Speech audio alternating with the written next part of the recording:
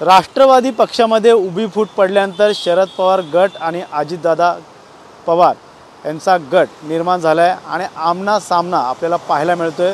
त्याच पद्धतीने राष्ट्रवादीचे नगरसेवक नजीब मुल्ला यांच्या वाढदिवसानिमित्त आता चक्क शिवसेनेच्या वतीने भावी आमदार म्हणून त्यांना शुभेच्छेचे बॅनर या ठिकाणी लावण्यात आलेले आहेत।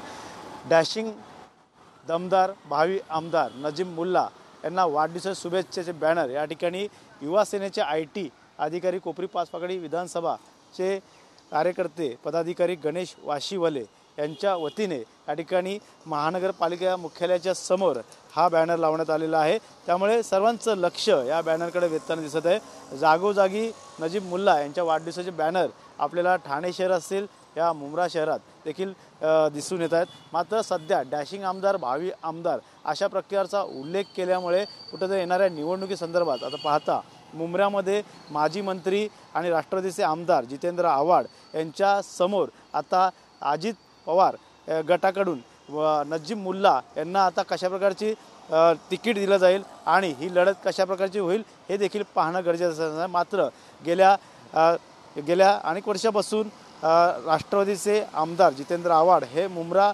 मतदारसंघातून निवडून येत आहे आणि भरघोस मतांनी त्यांना लोकांनी कौल दिला होता। मात्र यंदा आता नजीब मुल्लाला यांना जर तिकीट राष्ट्रवादी पक्षाकडनं अजितदादा गटाकडनं देण्यात आलं तर जनता कशा प्रकारे कौल देईल हे देखील पाहणं गरजेचं राहणार आहे। मात्र गेल्या अनेक वर्षापासून मुंब्र्यामध्ये जितेंद्र आव्हाड यांनी कामाच्या आणि विकास कामावरती खास अनेक कामं केल्याचे चित्र आणि तिकडच्या नागरिकांनी सांगितले। मात्र सध्या तरी पाहता आता राष्ट्रवादी उभी फूट पडल्यामुळे आता नजीब मुल्ला यांच्या डॅशिंग दमदार भावी आमदार या बॅनरच्या नंतर आता येणाऱ्या निवडणुकीत कशा प्रकारे पक्ष त्यांना कशा पाठिंबा देईल हे देखील पाहणं गरजेचं राहणार आहे। मात्र सध्या तरी ठाण्यामध्ये नजीब मुल्ला यांच्या वाढदिवसाचे बॅनर झळकताना आपल्याला पाहायला मिळत आहे।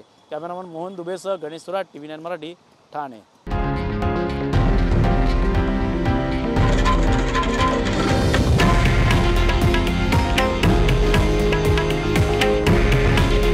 हे आहे देशातील नंबर 1 न्यूज नेटवर्क आणि आपण पाहत आहात TV9 मराठी।